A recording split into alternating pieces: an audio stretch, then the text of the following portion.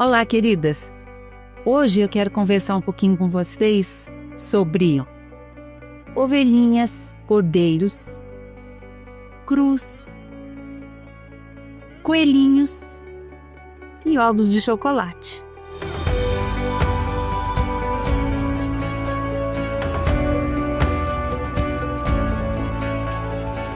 Quando a gente fala a palavra Páscoa, o que é que vem assim instantaneamente como cristãs na nossa lembrança? A ressurreição de Cristo, não é?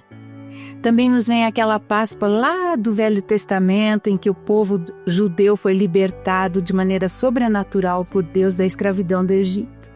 E aí, fugindo, sacrificaram um cordeiro, comeram o cordeiro, comeram pães sem fermento e ervas amargas, tudo para celebrar a libertação da escravidão. Essas narrativas são super completas no livro de Êxodo, principalmente no Velho Testamento, a Páscoa dos Judeus, e no Novo Testamento, os 4 evangelhos narram a Páscoa de Jesus. Agora vamos pensar um pouquinho fora da nossa caixinha. Vamos pensar que outros símbolos a gente lembra quando ouve a palavra Páscoa. Não tem como evitar, gente. Coelhinhos fofos e ovinhos de chocolate, certo? Bem, esses 2 símbolos são comerciais, mais do que isso, eles são culturais e não tem nada a ver com o significado real da Páscoa de Jesus. E aí, lógico, vem na nossa mente, na sua, na minha e na de todas as mamães, titias, vovós que têm crianças em seu redor. O que a gente faz sobre esse assunto com as crianças? A gente dá ou não dá ovo de Páscoa? A gente fala ou não fala do coelhinho? A gente brinca de esconde-esconde de ovos, canta coelhinho da Páscoa, que trazes para mim? É ou não é assim? A gente tem um monte de dúvidas.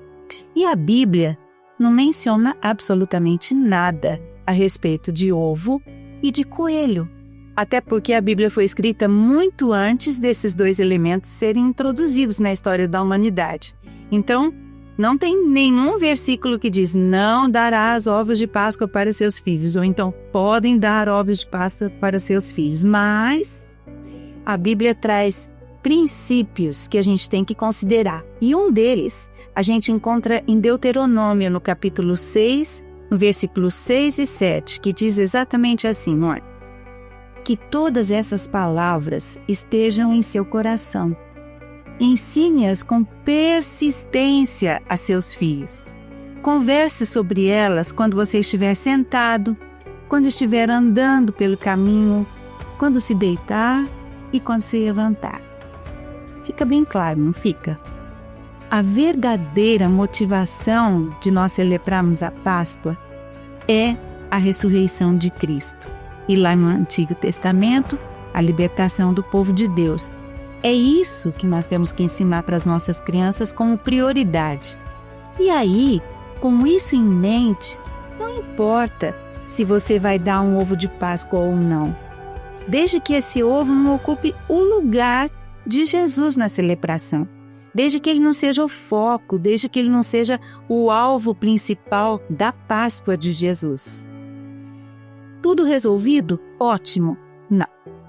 Existe mais uma coisa que a gente tem que levar em conta. E isso está bem claro no Novo Testamento, quando Paulo escreveu aos Coríntios a sua primeira carta, no capítulo 8, versículo 9. E lá ele diz assim, ó. Tomem cuidado para que essa liberdade de vocês não venha a ser motivo de tropeço para os cristãos que ainda estão fracos. Aí pega a questão do nosso testemunho, a questão do escândalo. É muito importante que nós levemos em conta que não podemos escandalizar os nossos irmãos com uma ou outra atitude. Se nós focarmos de novo no verdadeiro sentido da Páscoa, essas coisas não terão importância. O ovo, o coelho, enfeita a casa, não enfeita, isso será o de menos. Nós não podemos causar escândalo, nós não podemos manchar o nosso testemunho cristão. Então, queridas, Vamos partir para a celebração da Páscoa com toda a alegria, com toda a adoração, louvor, exaltação ao verdadeiro significado dessa data. Jesus Cristo, o Cordeiro de Deus, que tira o pecado do mundo. Jesus, aquele que se entregou na cruz por nós, para nos libertar da escravidão do pecado de uma vez por todas. Mas aquele também que deixou o túmulo e a cruz vazios, e está vivo e viverá eternamente. E nós, os que cremos nele, viveremos com ele para sempre. Vamos celebrar, vamos louvar, vamos exaltar o nome daquele que é digno de receber toda a glória para todo sempre. E com isso, nós teremos uma feliz Páscoa. Amém.